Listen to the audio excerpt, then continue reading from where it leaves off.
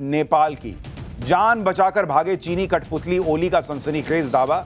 नेपाल में बवाल भारत ने करवाया क्या? सच क्या है इसका?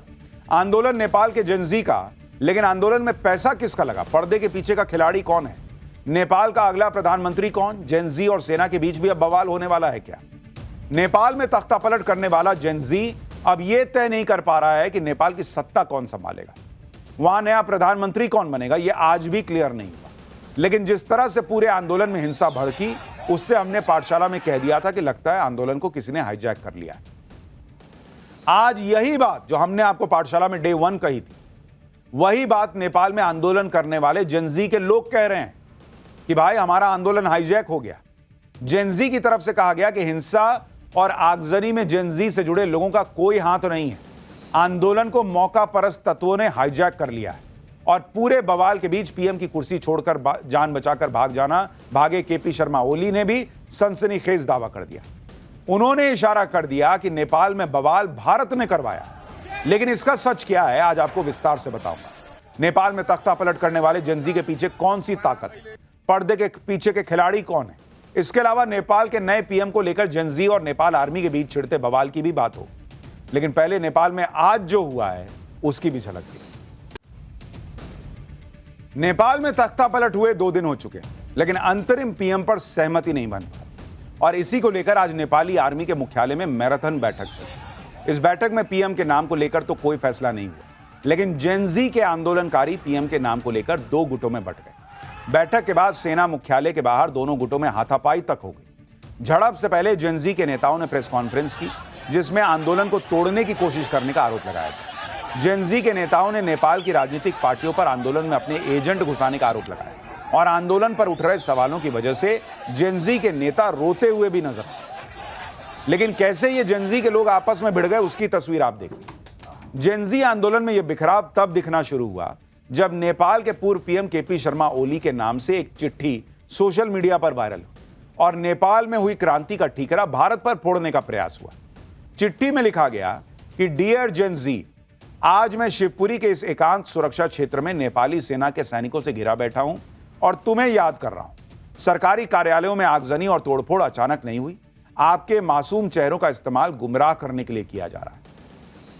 मैंने जिद की कि हमारे देश में व्यापार करने वाले सोशल नेटवर्क हमारे नियमों का सोशल नेटवर्किंग कंपनियां हमारे नियमों का पालन करें, रजिस्टर्ड हो।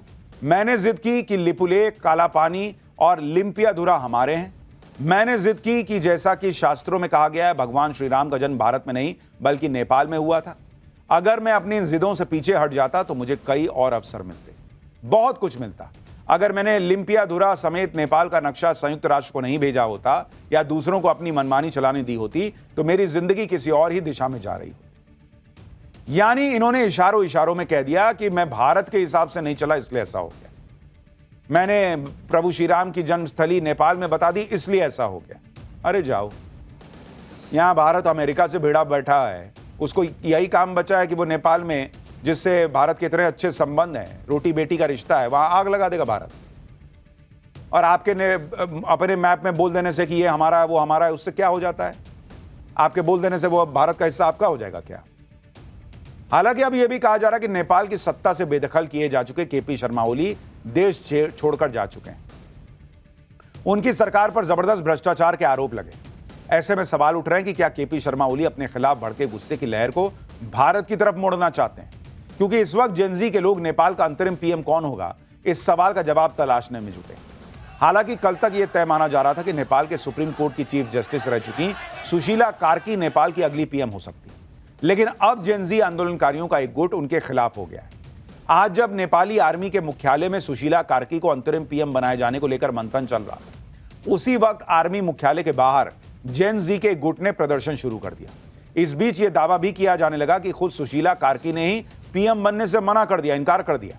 इससे पहले जेनजी की पसंद और काठमांडू के युवा मेयर बालेन शाह भी पीएम बनने से इनकार कर चुके हैं। इसके बाद नेपाल के अंतरिम पीएम की रेस में एक नया नाम जुड़ा और यह नाम है कुलमान घिसिंग का, जो नेपाल इलेक्ट्रिसिटी अथॉरिटी के प्रमुख रह चुके हैं। कुलमान घिसिंग नेपाल का लाइट मैन उन्हें कहा जाता है।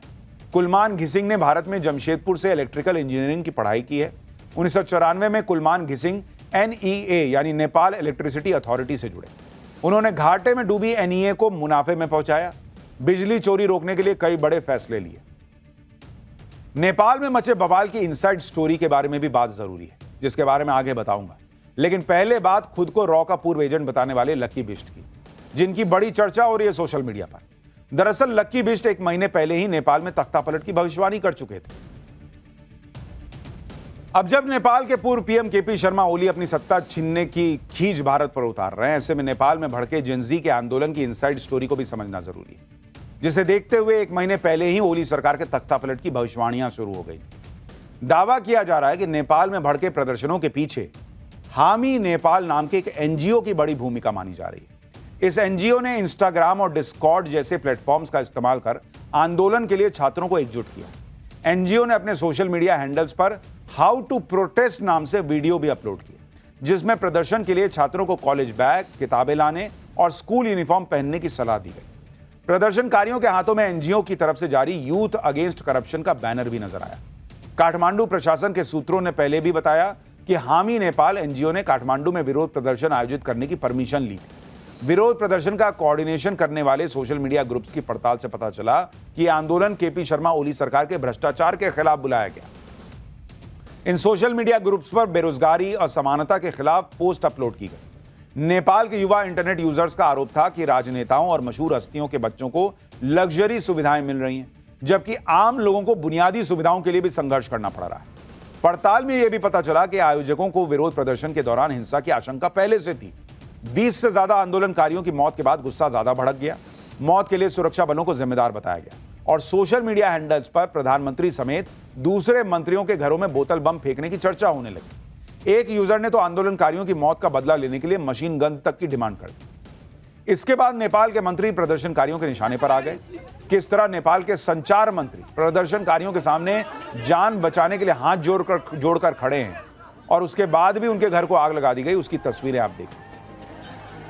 अब आपको यह भी बताता हूं कि जेनजी के जिस आंदोलन की वजह से नेपाल में 48 घंटों के अंदर तख्तापलट हो गया, पीएम और मंत्री जान बचाकर भाग खड़े हुए, पूरी तरह से उथल पुथल मच गई।